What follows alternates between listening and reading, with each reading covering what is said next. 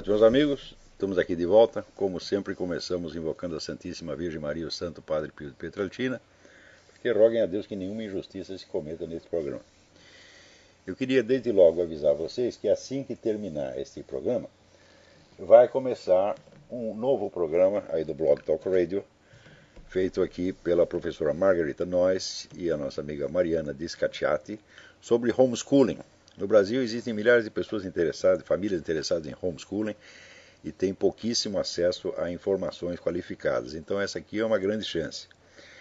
Então, vocês, para conectar no programa, vocês têm que ir no mesmo endereço, www.blogtalkradio.com/marianadisca.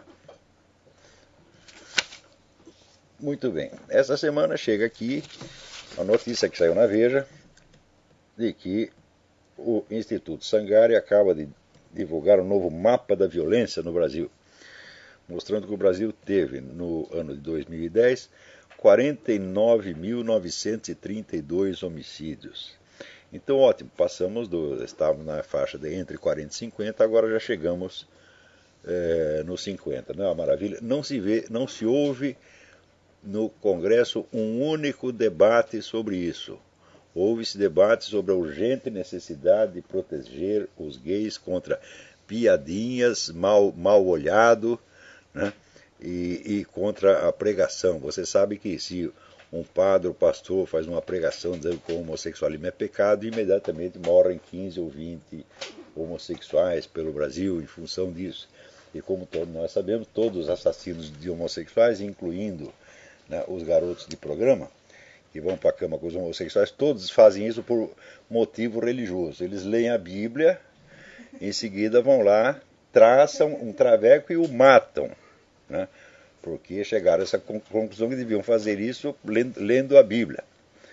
Agora aqui também chega a notícia de que uma pesquisa conduzida pelo Instituto de Ciências Biomédicas Abel Salazar de Portugal informa que os cães são capazes de ter empatia com os seres humanos a ponto de compartilhar as mesmas emoções de seus donos. Eu fui testemunha disso milhares de vezes, tá certo? Mas hoje em dia as pessoas não acreditam em nada a não ser que um cientista confirme para você, né? Então aquilo que é, vamos dizer, de senso comum, que é da experiência comum e corrente da humanidade, tem que vir um cientista e assinar embaixo. Agora, eu queria que esse instituto, vou até sugerir, que esse instituto faça a mesma investigação com os nossos deputados e senadores. Por que os cães se comovem com o sofrimento humano? Eu já sabia, e agora vem a confirmação científica. Mas, como é possível que essa cambada de filhos da puta que tem nas duas casas do nosso Congresso simplesmente não se interessam por esse negócio dos homicídios brasileiros e ficam com essa frescura de que tem que proteger as criancinhas contra as palmadas das suas mães e proteger os gays contra piadinhas? Quer dizer, é uma total inversão do sentimento humano. Então eu desconfio que eles não têm essa propriedade canina de ter simpatia pelo sofrimento humano, tá certo?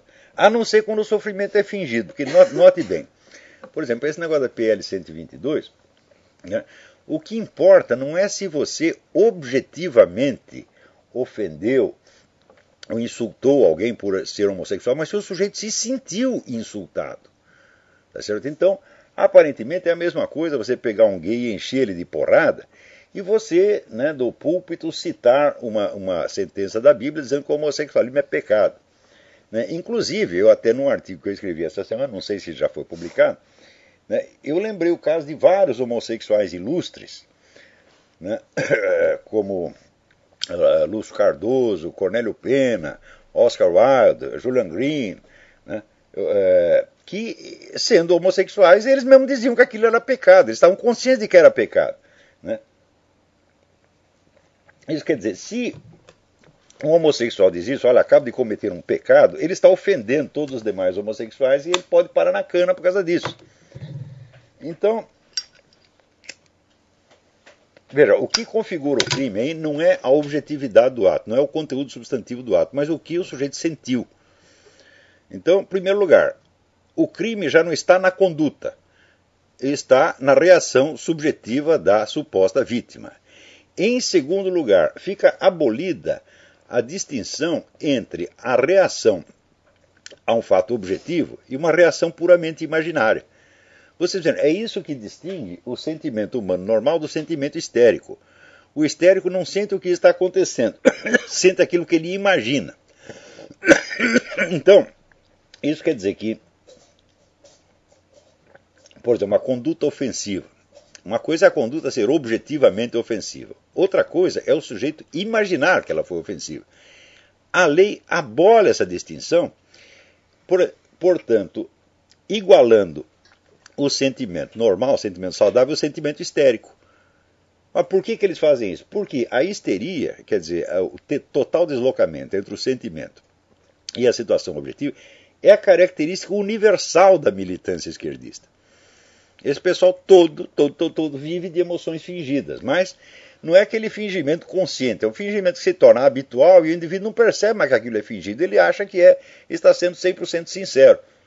Então quer dizer que o direito à reação histérica está consagrado em lei. E você pode ser punido não porque você realmente fez algo contra o sujeito, mas porque ele imaginou alguma coisa. Então, note bem, tudo isso aí já foi planejado com décadas de antecedência, porque este é um meio de desmantelar o sistema judicial e de desmantelar toda uma civilização, né? É importante vocês verem que o mundo está atravessando agora um fenômeno inédito na história, que é o seguinte, que o movimento revolucionário conseguiu tomar conta de vários governos e de organismos internacionais e tem meios de criar toda uma civilização baseada nos valores os mais absurdos, os mais doentios que se podem conceber.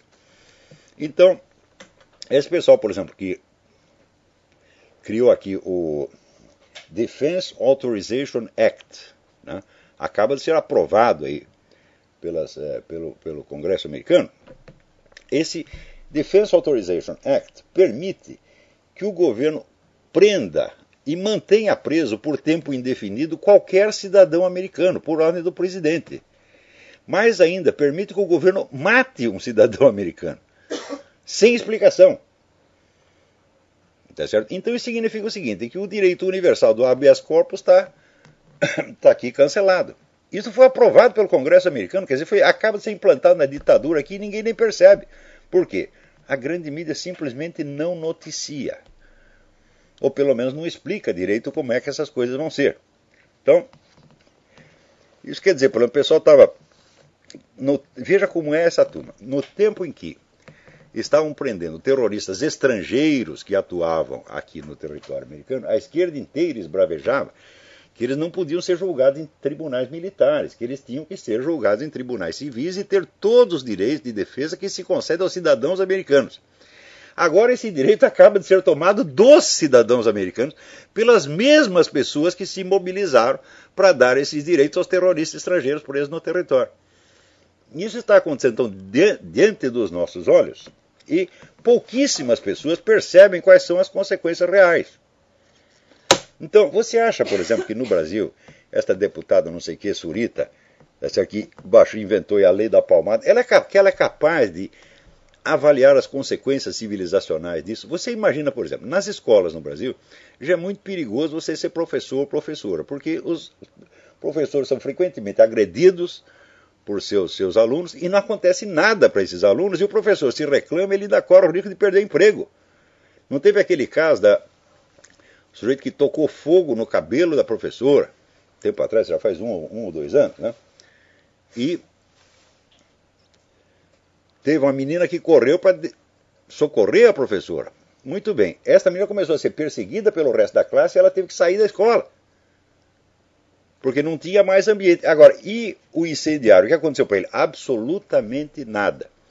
Então você vê que há, da parte do nosso governo, uma política deliberada de fomentar a conduta antissocial, de fomentar o banditismo, tá certo? E de perseguir condutas que não são criminosas de maneira alguma. Né? Quer dizer, esse pessoal da Farc, por exemplo, atua livremente no território brasileiro, é recebido por governadores, ministros, é bem tratado, e todo mundo sabe que eles estão aí vendendo droga. Não é isso? O Fernandinho Beiramar não confessou que ele, todo ano, várias vezes, trocava armas que ele trazia do Líbano por cocaína da Colômbia, né? Então, todo mundo sabe qual é a fonte da cocaína, tá certo? Não são os tal dos cartéis que já foram totalmente desmantelados, é a Farc. A Farc tem o monopólio. Então, esse pessoal do Congresso assiste tudo isso e fica lá discutindo se deve pôr na cadeia, né, a mãe que deu uma palmada na bunda do filho. Inclusive, a distinção entre o que é um mero, vamos dizer, um castigo elementar e o que é agressão física acabou de ser anulada, não há mais diferença. Não é isso? Então, agora,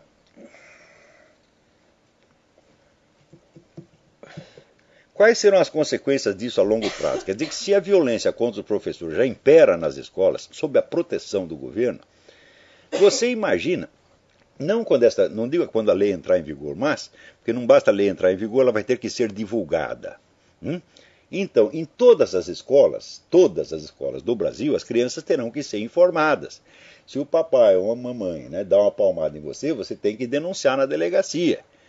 Tá certo? E mais ainda, o professor, se o aluno chega lá contando, meu pai me deu uma palmada, ela é obrigada por lei a denunciar o sujeito à polícia. E note bem que a mesma medida está sendo adotada aqui, simultaneamente.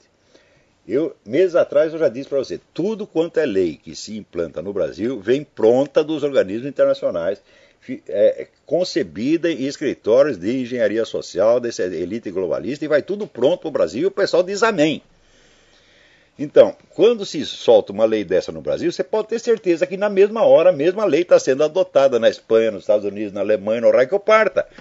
É tudo global, tá certo? E esse aspecto, vamos dizer, de intervenção estrangeira na legislação nacional não é nem sequer discutido. Agora, você imagina quando todas as crianças do Brasil estiverem informadas, né, desta lei e todos os professores estiverem informados.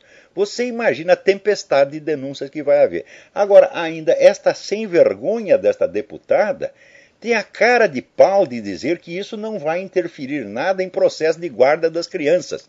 Eu digo, bom, nada disso está previsto na lei, mas é impossível que não interfira. Materialmente impossível. Porque em qualquer discussão sobre guarda de criança, se eu sei que o outro tem lá 5 ou 6 queixas nas costas porque ele deu palmada na bunda das crianças, né, você imagina se o marido enfesado não vai alegar isso contra a mulher contra o marido. É claro que vai. Tá certo? Então, isso quer dizer que tomar crianças de seus pais vai se tornar a coisa mais fácil. E mais ainda, se as crianças nas escolas já estão persuadidas de que elas podem bater no professor, xingar, tocar fogo, fazer o que quiserem sem ser punidas, tá certo? Na escola, imagina como elas ficarão a hora que elas entenderem que elas não serão punidas em casa também. Porque imagino que esse sujeito que tocou fogo no cabelo da professora, pelo menos umas palmadas da mãe ele levou em casa, já que o governo não faz nada contra ele, a mãe pelo menos faz. Mas agora ela também não poderá fazer. Isto significa que, bastando você ser de menor, você está autorizado a fazer o que você quiser. Esta lei foi concebida como um incentivo ao banditismo, uma coisa de longo prazo. Não é simplesmente assim, se a criança não levar a palmada, ela vai se comportar mal. Não é assim, não é pelo efeito individual, mas pelo efeito estatístico geral que isso vai ter. Agora, imagina se essa dona Surita fez algum estudo a respeito. Quais serão as consequências dessa medida? Assim como, por exemplo, quais serão as consequências da tal da PL 122? A própria dona Marta Suplicy, que é uma pessoa muito boa, muito cordata, ela até reconheceu que não é justo impedir que padres, pastores, rabinos falem alguma coisa contra o homossexualismo dentro dos seus templos. Ou seja, você está prisioneiro no seu templo, só pode falar as coisas lá dentro. Falou na rua, tu está ferrado. Isto modifica completamente a estrutura social brasileira inteira.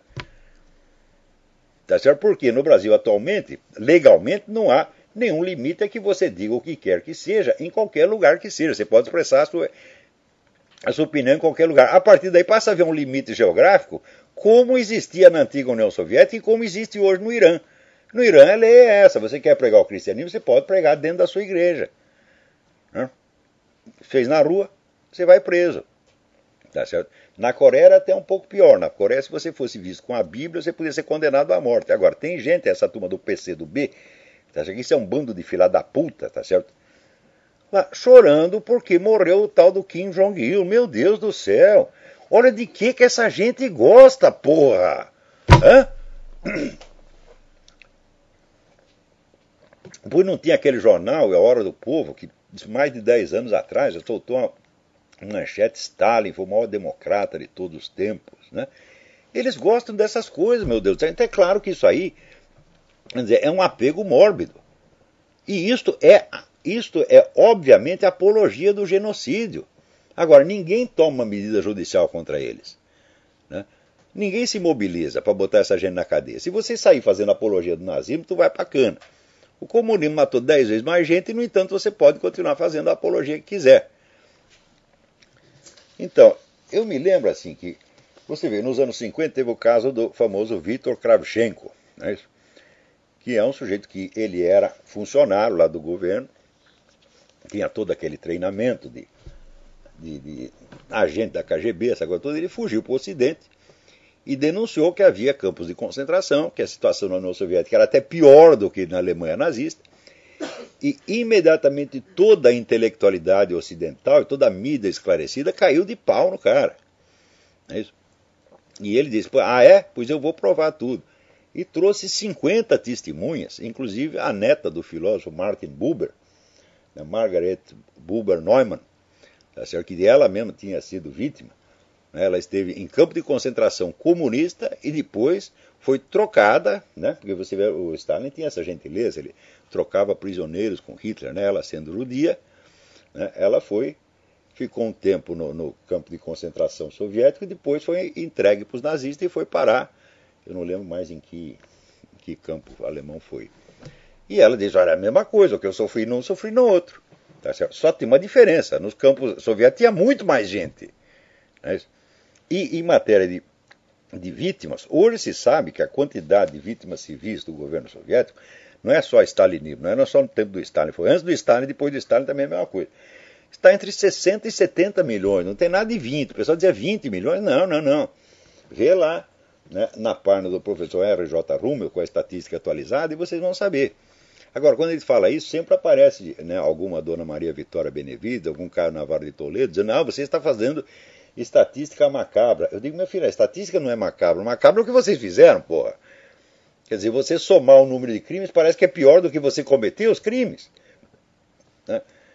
Então, todos eles entraram com o negócio antiquantitativo. É proibido somar. Sim, claro que é proibido somar, porque vocês matam muito mais gente que os outros. É claro, vocês não querem que eles façam a conta.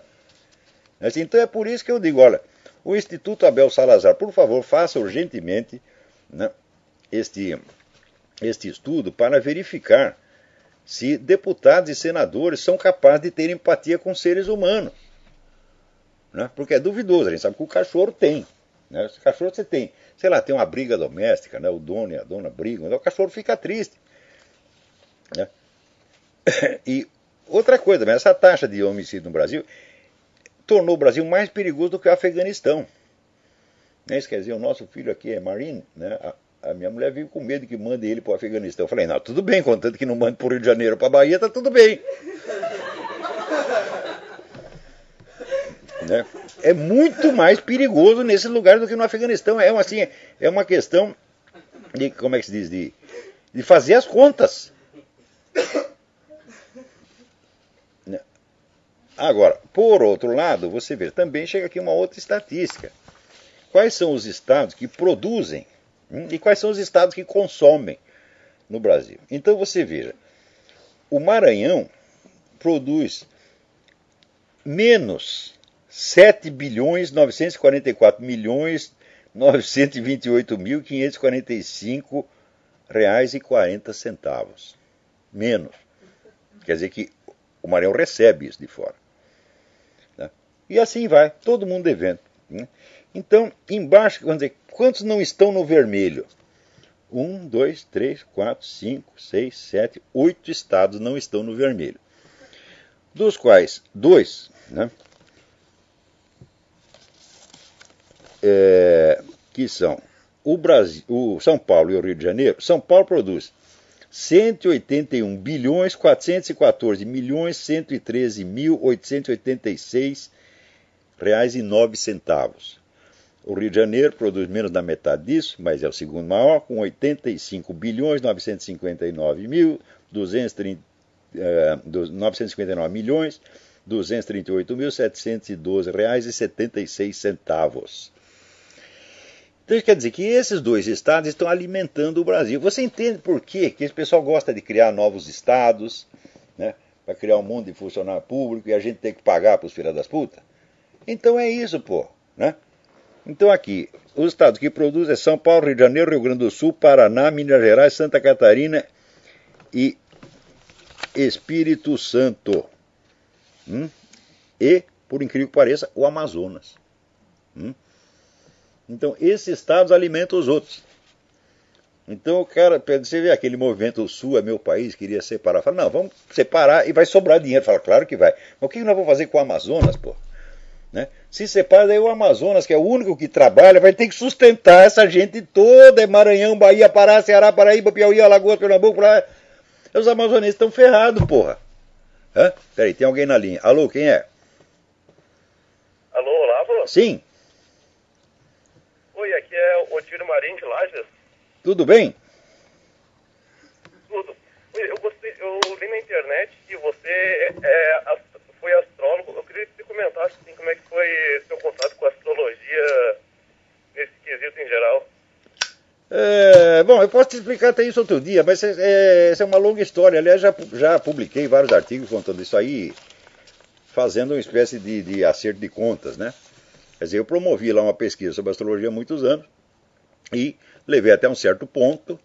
Dali para diante, não dependia mais de mim, porque seria preciso, vamos dizer, um investimento grande, com vários pesquisadores, eu não tinha meio de fazer isso, então parei. Já a história é mais ou menos essa. Mas se você procurar lá no meu site, clica a palavra astrologia no aparelho de busca, você vai encontrar vários artigos a esse respeito.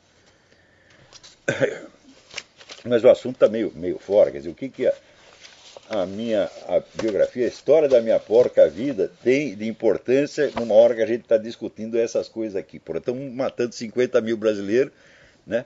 E o sujeito quer saber a minha porra da minha biografia, nem eu quero saber, porra.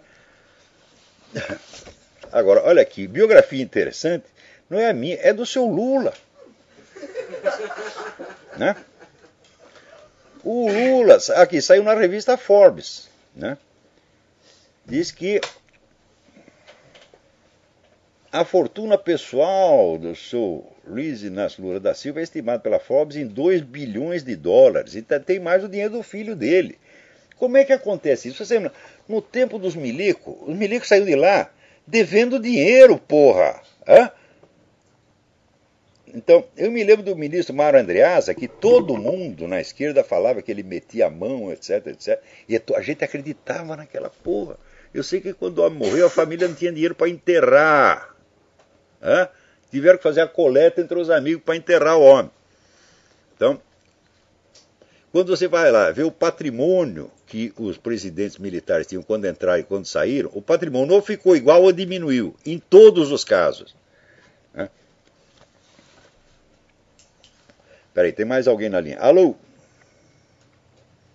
Alô, Wagner de Santos, tudo bom? Wagner, tudo bem? Tudo bem, graças a Deus.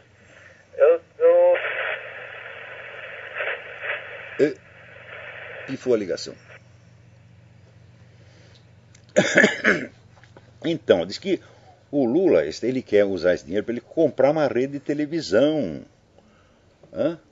Para fazer a divulgação das glórias dele mesmo, já que ninguém viu o filme dele, né, a biografia. Ele falou, não viram o meu filme? Pois agora vai ter que assistir todos os programas da minha rede de televisão, porra. Ele vai encher o nosso saco 24 horas por dia, né, contando como ele é bonito e gostoso, que ele foi o maior presidente da América Latina, e assim por diante, porra. Né, e sempre vai ter, nunca antes na história desse país, falou, nunca antes na história desse país teve um ladrão tão grande. Tá certo? E note bem, o próprio promotor do negócio do mensalão já está avisando, olha, o negócio vai prescrever.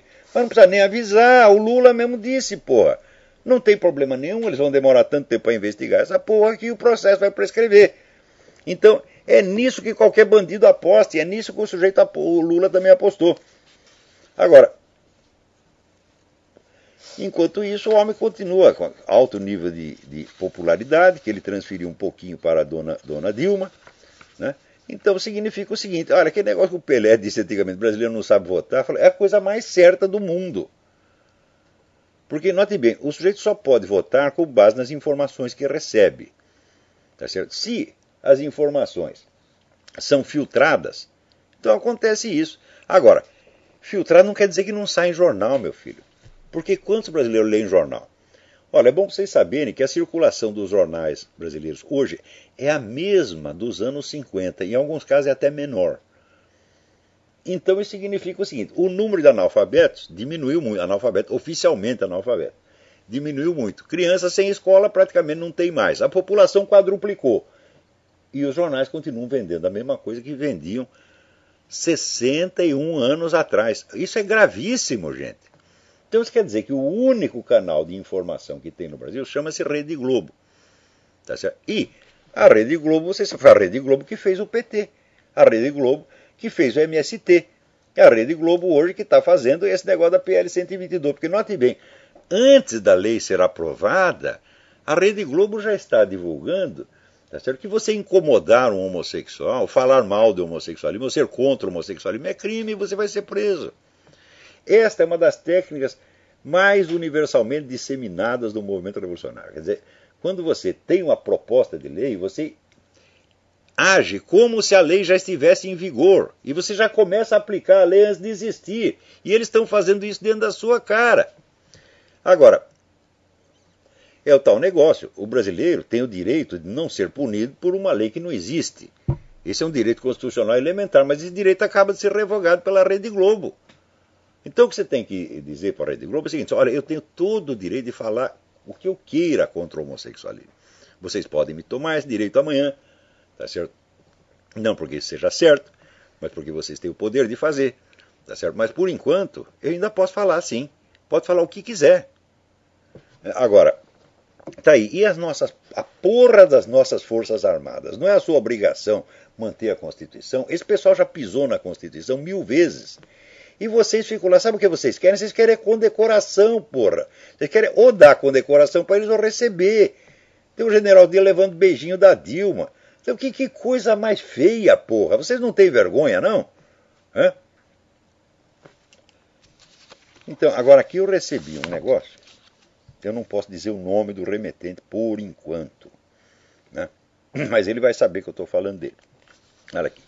Possui uma investigação referente a fraudes contra o Estado do Rio de Janeiro, precisamente ICMS, apurado até o momento em cerca de 20 milhões de reais.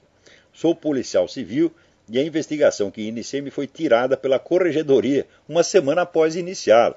O sujeito está investigando, está descobrindo a verdade. Não pode! Tem que parar o cara, porra! Então ele pergunta se eu quero mais informações. Quero sim. Você sabe de quem eu estou falando, né? Ele dá aqui até, né, ele dá o nome inteiro, o número de documento, etc. Mas eu não vou divulgar ainda para não estragar o negócio. Então, esse procedimento teve início em 2010 e até hoje os únicos punidos somos nós, os policiais que iniciaram a investigação, que por sinal anda a passos lentos, deixando a impressão de que o Estado não tem interesse em apurar os fatos. Então, aqui, meu amigo, você pode mandar mais informação sim, e nós vamos fazer uma reportagem grande sobre isso no Mídia Sem Máscara. Pode mandar, você sabe de que eu estou falando.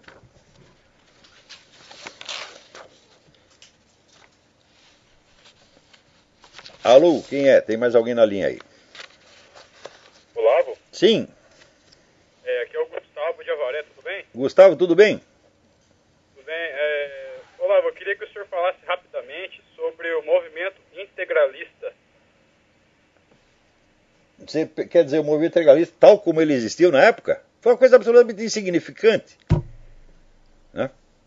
O Getúlio botou lá uns integralistas na cadeia, né, porque eles fizeram uma ridícula tentativa de golpe de Estado, botou os caras na cadeia e o movimento praticamente se dispersou depois disso. É isso. Eu acho assim, o movimento integralista era uma tentativa de fazer um fascismo brasileiro. Mas para que você precisava fazer um fascismo brasileiro se já tinha um fascismo no poder, meu Deus do céu? Então, Assim, tinha que fazer como os comunistas, que acabaram apoiando o Getúlio Vargas, que já estava fazendo exatamente o que eles queriam, quer dizer, aquela economia centralizada, estatista, etc., que é isso que eles gostam mesmo. Então, agora, os comunistas foram masoquistas, porque o Getúlio botou eles na cadeia e eles saíram de lá aplaudindo o cara. E os integralistas não, os integralistas simplesmente foram para casa.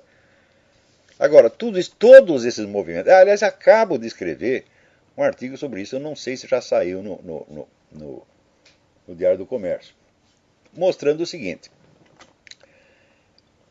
o fascismo ele surge assim em países que estão sendo prejudicados, países que foram passados para trás, por exemplo, países ou subdesenvolvidos ou mal desenvolvidos, que se sentem prejudicados pelos seus vizinhos. Então o que eles querem fazer? O que eles resolvem fazer? Resolvem fazer uma industrialização às pressas, um desenvolvimento forçado. Para isso eles criam um governo centralizador, autoritário, botam os inimigos na cadeia, tá certo? E inventa toda uma mitologia nacional, aquela pataquada, patriotada idiota, tá certo? E se promove nessa base. Mas quando você entende isto, você fala, peraí, mas então que diferença existia entre a Itália de Mussolini e a União Soviética? A União Soviética fazia exatamente a mesma coisa. Na Revolução de 17, eles ainda tinham uma conversa mole internacionalista. Mas, a hora que eles tiveram o governo na mão e tiveram que botar o país para frente, eles ficaram com a mesma conversa nacionalista, a mesma economia centralizada, a mesma coisa que fazia na Itália fascista. Então, depois, mais tarde, você vê que todos os movimentos revolucionários do mundo, todos se tornaram nacionalistas, centralizadores de economia, autoritários, etc, etc. Então, o que é isso aí? Foi a vitória do fascismo no mundo. O que é o regime da China, se não um regime fascista? O que é o regime de Cuba, se não um regime fascista?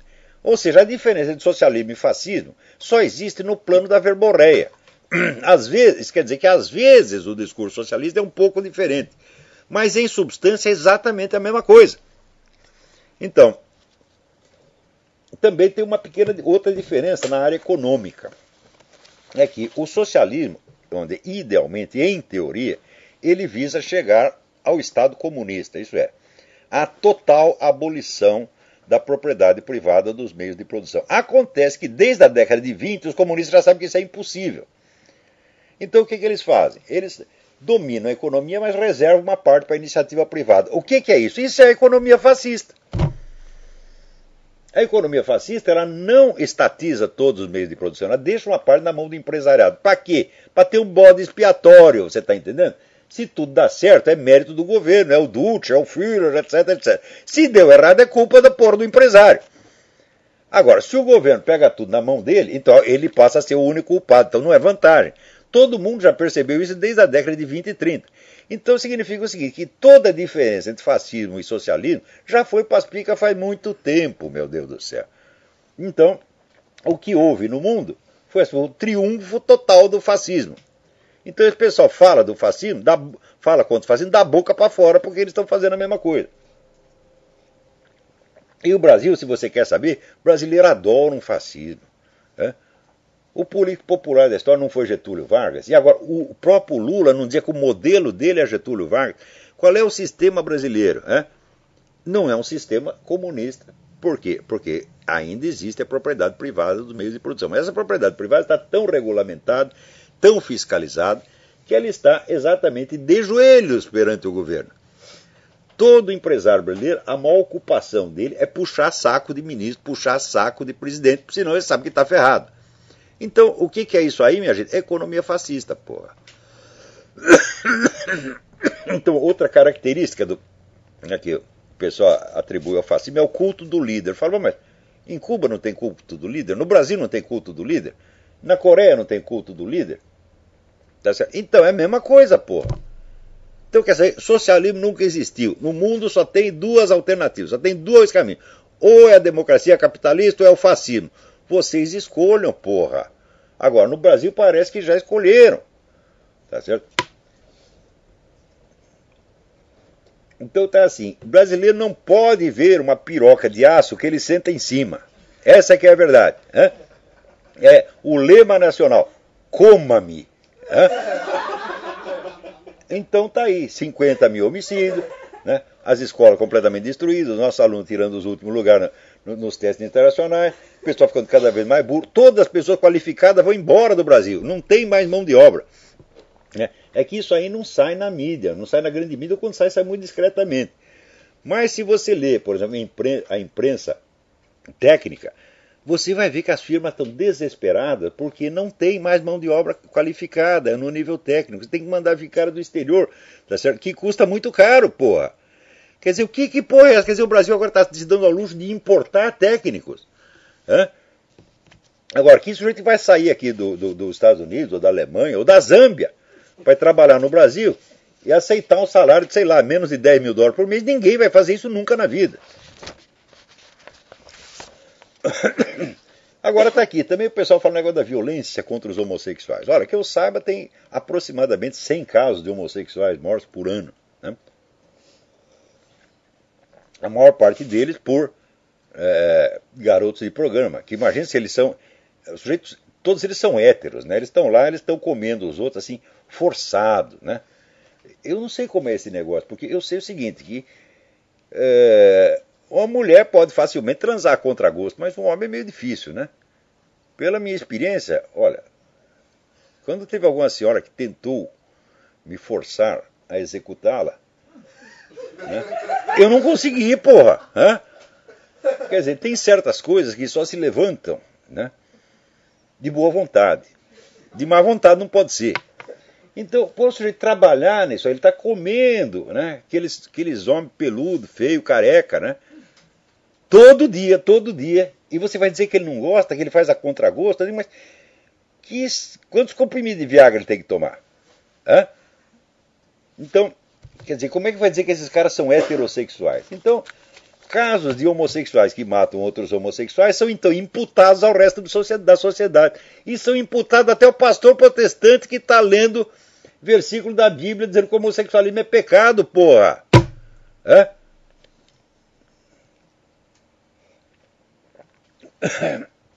Então, vocês façam a conta. No Brasil tem 50 mil homicídios por ano. Né? Então, para isso, meu filho, você precisa de no mínimo uns 20 mil assassinos, não precisa? Né? Ora, se o movimento gay tem razão ao dizer que 16%, né, do Brasil é homossexual, então a mesma taxa deve vigorar entre os assassinos. Não é isso? Então você vai ter ali pelo menos 4 mil assassinos gays. Por que ninguém vai estudar o que eles fizeram? E se não houve alguma motivação de ódio nos homicídios que cometeram? Não, ninguém quer investigar. Então quer dizer que 100 casos, tá certo? Mesmo que fosse 100 casos de notórios homicídios de ódio praticados contra homossexuais, tá certo? Não significam de maneira alguma uma onda de epidemia de violência homossexual num país que tem 50 mil homicídios por ano. Tantos deles cometidos também por homossexuais. Tá certo? Agora, é gozado que, por exemplo, no caso da lei da palmada, o pessoal evangélico concordou. Os católicos não sei, não deve ter concordado também, porque é tudo bando de filha da puta. Ih, meu Deus do céu, hoje em dia quando eu escuto falar de religião, eu saco do meu rolo de papel higiênico. Entendeu? Então, o cara começa, não, porque... como é? Odiar o pecado e não o pecador. Porque Jesus Cristo, salve Regina, etc. Ih, meu Deus do céu. Quer dizer, lá vem mais um batedor de carteira. É? Porque o amor a Deus não está nisso aí, meu Deus. Cuidado com essa verborreia. É? Vocês não deviam falar tão bonito assim. Vocês deviam falar feio e agir bonito. Tá certo? Então aqui eu falo coisas horríveis nesse programa, mas olha, eu digo para vocês, eu já arrumei briga de rua para defender Traveco. Era eu e a menina de uma cafeteria que tinha lá, contra vários marmanjos. Eles não arrebentaram com a gente porque não quiseram. É?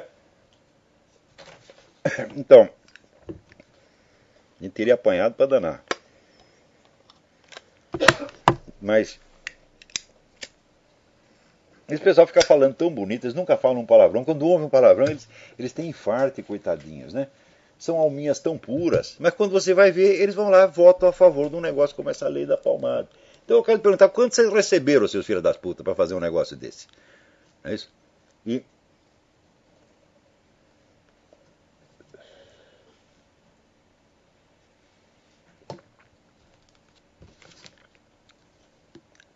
Então você vê, no Brasil, vamos dizer, essa epidemia de adesismo, de puxação de saco, né? Quer dizer, o sujeito que ele quer mostrar para a turma dele, ele fala, não, olha, eu sou um cara esclarecido. Né? Quer dizer que existe algum esclarecimento, né, em você proibir as mães de dar umas palmadas na bunda dos filhos, né? Quando eles começaram com essa coisa, eu falei, olha, esses deputados estão votando em causa própria, porque as mães deles descobriram o que eles estavam fazendo e decidiram dar umas palmadas neles. Eles, mais que depressa, não vão fazer uma lei para impedir elas de fazer isso, tá entendendo? Então eles estão salvando o próprio cu, porque isto no Brasil virou a norma geral. Meu cu acima de tudo, meu cu über alles. Que nem Deutschland über alles. Então é assim. Agora, veja você, o que é a política gaysista? Também é o meu cu acima de tudo.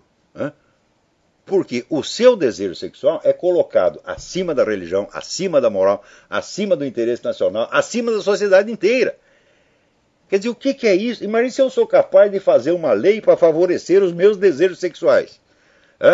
Quaisquer que eles sejam. Vamos supor que eu sou aficionado em hipopótamos. Não posso ver o hipopótamo que salta em cima e traça o bicho. Então, agora eu vou fazer uma lei que não deixa ninguém falar mal disso. Né? Agora, falar mal. Você veja, aqui nos Estados Unidos você tem a campanha contra o Natal. Eu nunca esperei na minha vida que a expressão Feliz Natal, Merry Christmas, virasse uma declaração de guerra. Mas aqui virou. Por quê? Porque tem pessoas que dizem que elas se sentem ofendidas quando você fala isso. Agora você imagina para mim, se assim, tem um judeu, manda para mim votos de Feliz Hanukkah. Eu vou ficar ofendido por causa de um negócio desse? Não, eu não vou participar da festividade dele, mas eu espero sinceramente que lá ele reze por mim do jeito dele, não é isso?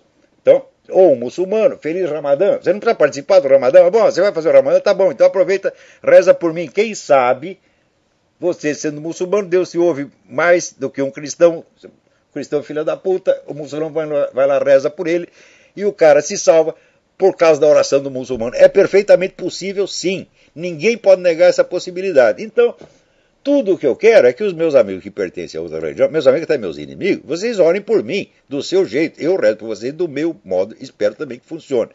Não pode haver nada de ofensivo e o sujeito lhe mandar bons votos de uma festa religiosa da qual você não participa. Não pode ter nada de ofensivo nisso, a não ser do ponto de vista histérico. Porque no histérico a reação sentimental não tem nada a ver com o estímulo objetivo. Você fala Feliz Natal e o cara ouve como se você tivesse chamado de filha da puta. Tá entendendo? Então, tem gente aqui que faz cara feia quando você fala Feliz Natal. Daí eu falo de novo. Merry Christmas. Não gostou? Merry Christmas. Se não gostar, eu acrescento. Fuck you. Merry Christmas and fuck you.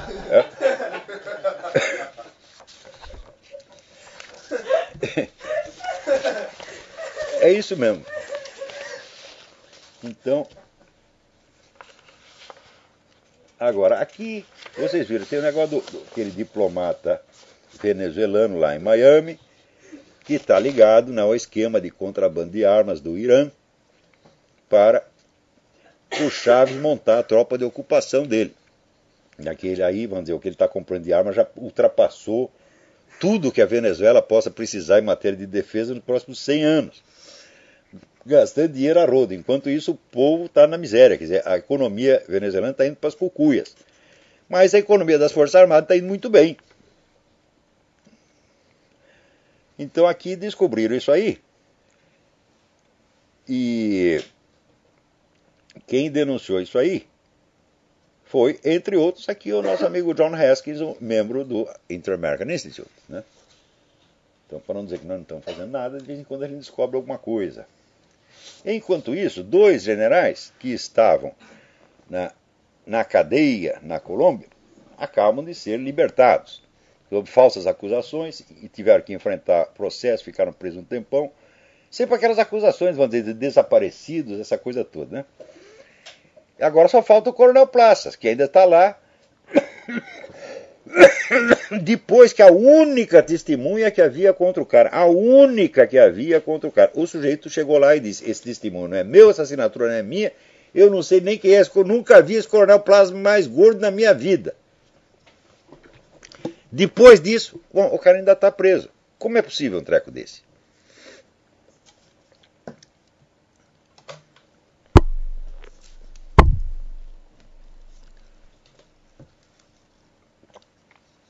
Agora, por outro lado, na Argentina, descobriu que a tal das mães da Praça de Maio, aquelas que viviam fazendo choradeira em torno de desaparecidos e terroristas mortos, etc, etc, estavam levando dinheiro de assalto a banco, de contrabando, né, e agora provavelmente vão ser investigadas. Evidentemente a turma do governo diz, não quero nem ouvir falar disso. Claro que não quer ouvir, é contra você mesmo. Então é sempre, né, a norma, meu cu acima de tudo, né?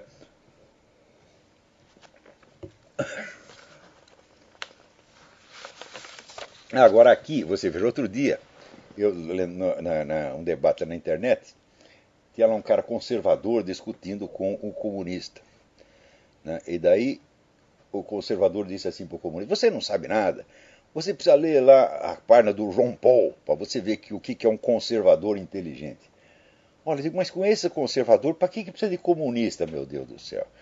Aqui, o Ron Paul é a favor de casamento gay, ele é a favor da retirada de todas as tropas americanas do universo, ou seja, entregar o universo para a Rússia e para a China, tá certo?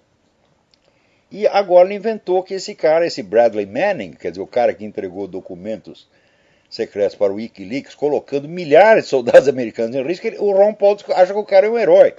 Então, o Ron Paul não é nem conservador e nem inteligente.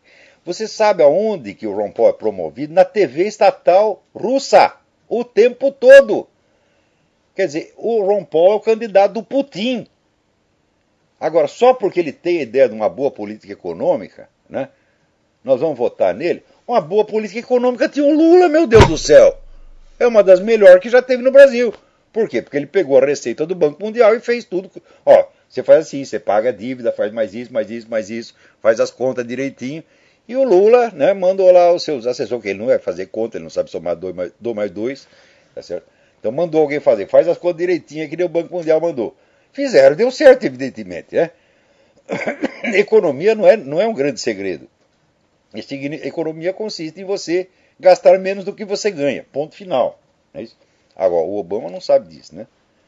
Então, o Ron Paul está dizendo que o cara é um herói, porra. Então, agora chega lá o conservador discutindo com o comunista e oferece o Ron Paul como exemplo de conservador inteligente. Fala, você está vendo? Esse pessoal não sabe nada, nada, nada. Por exemplo, essa coisa do Defense Authorization Act. Saiu uma palavra sobre isso em toda a mídia brasileira. Nada, nada, nada, nada, nada, nada. Né? No tempo que eles prenderam, o cara aí do 11 de setembro, agora esqueci o nome do desgraçado, aquele que planejou o atentado, como é o nome dele? Hã? Não. O outro que foi preso aqui. Atta, Mohamed Atta. Quando prenderam o Mohamed Atta, foi a mídia universal defendendo o cara, dizendo que ele tinha que ser julgado no tribunal civil, etc, etc, etc. Agora o Obama baixa uma lei que pode prender e matar quem quiser e não sai uma linha. Nada. Então você vê, esses comentaristas políticos do Brasil, eles estão lá só para enganar vocês, meu Deus do céu. Atenção, leitores do Estadão, da Folha, do Globo, da Zero Hora, vocês não sabem de merda nenhuma. Né? Porque a mídia está lá para não deixar você saber. É só isso que faz. Né? Agora, o mais bonito é assim, é as brigas entre a turma da mídia e a turma da esquerda. Né? Porque, você veja, a esquerda já tem a hegemonia completa da mídia, ela bloqueia o que ela quiser, no máximo que sai alguma noticiazinha de corrupção, sem conteúdo ideológico, né? E de vez em quando aparecem umas briguinhas entre os donos da mídia e os donos do governo. Né? E o pior é que aí a gente é obrigado, moralmente obrigado, a apoiar os donos da mídia, porra. Né? Peraí, tem mais alguém na linha. Alô, quem é? Alô, Olavo? Eu? Olavo, Francisco do Rio de Janeiro. Francisco, tudo bem? Tudo bom, Olavo? É um prazer estar falando contigo. Prazer é meu. Queria colocar duas situações aqui. Eu passei na livraria, não sei se eu posso fazer propaganda, a coleção do Otto Maria Carpo, tá, com 4 volumes, aquela que você orientou para quem quiser começar os estudos de filosofia. Acho importante. Só que o que eu orientei não foi essa edição da História da Literatura Brasileira. O que eu orientei foi os ensaios reunidos. Né? A História da Literatura Brasileira é inteiramente mérito do Joaquim... Pô, agora esqueci o nome do cara. Ok, então Eita. fala para frente. É o cara que era o dono da editora Alhambra. Quando a editora Alhambra fechou, ele, por uma coincidência, ele virou assessor do Sarney no Senado. Né? O empresário falido virou assessor do Sarney. E daí ele meteu na cabeça do Sarney a excelente ideia de soltar uma reedição da História da Literatura Ocidental. Né?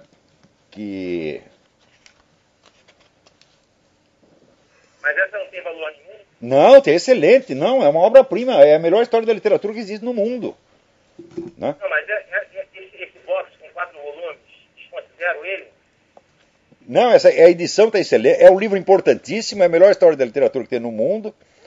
E é uma edição altamente meritória. Só que eu não tive nada a ver com essa. Eu fiz a edição dos outros escritos do Carpo, que estavam dispersos em jornal, essa coisa toda. E que são também no valor extraordinário. Ok. Olá, outro dia eu vi na CBN, na rádio CBN, uma chamada sobre, não sei se é um jurista ou um advogado, falando sobre o novo conceito de família e as implicações legais dessa Constituição, que é a relacionamento a 3, com o nome trisal. Eu estava no carro, eu falei, não, eu estou sonhando que eu estou escutando o Olavo, o programa dele. Eu falei com o amigo, você escutou o que eu escutei? Mas eu disse que isso ia acontecer. Quando começaram a falar negócio de casamento gay, eu falei, ó, se um homem pode casar com outro homem, por que não com 2 homens? Ou 3 homens, 4 mulheres? Não é isso? Por enquanto está com 3. Por enquanto era o nome de 3 de trisal. Então, mas isso é uma injustiça, porque se pode 3, por que não pode 4, porra? Ou 25? Ou 37? Ou 415? Né? Mas tem que ir devagarinho, né? Tem que ir devagarinho, Olá, uma última coisa aqui, antes de desejar um Feliz Natal para todo mundo. O site da Dextra, que antes fazia algumas traduções, depois parou, o site saiu do ar. E os últimos textos que estavam lá, estavam falando sobre, e eu fiquei encucado. Eu estou te perguntando isso para você ter quem sou eu para analisar isso. Mas estavam falando sobre os judeus na América, tipo assim, uma teoria de minar o cristianismo dentro da pornografia, Hollywood e Wall Street, minando a América, que seria uma sociedade cristã homogênica, com o objetivo de minar. E eu acho que isso aconteceu de alguma maneira, não sei se foi propositadamente. Mas olha aqui, isso aí eu já expliquei. Que tem 3 comunidades do mundo que são criadores de cobra, que é a Igreja Católica, os Estados Unidos e judeu. Né? Mas você imagina um filho da puta desse, por exemplo, que monta uma indústria de pornografia. Você acha que ele é judeu ortodoxo, que ele vai lá, que ele segue a lei de Moisés? É que nada, esse é um filho da puta que está minando a sua própria religião e está minando a religião do outro também. É? Seu étnico. Então, isso aí acontece sim. Agora, a comunidade judaica fica com medo de botar esse filho das putas para fora, como a Igreja Católica também tem o medo de colocar os seus traidores para fora, e passa a mão na cabeça dos filhos da puta e ela acaba levando a culpa do que eles fizeram. Ok, então, Olavo, muito obrigado, um Feliz Natal. Obrigado, Feliz Natal para você também. Feliz Ano Novo aí, que ano que vem a gente continue forte aí. Você é a resistência do Brasil. Parabéns pelo seu trabalho. Ih, o Brasil tá ferrado, vai depender de mim, rapaz. Tá ruim, hein? Aliás, por hoje nós vamos até parar por aqui, né? E vou repetir aqui o aviso, assim que terminar isso aqui, este show, assim que terminar, não exatamente quando for 9 horas aí no Brasil, vai começar o programa da Margarita Noyes e Mariana Descacciati sobre homeschooling. www.blogtalkradio.com/Mariana Disca. Então, Feliz Natal para todos vocês e até a semana que vem. Muito obrigado.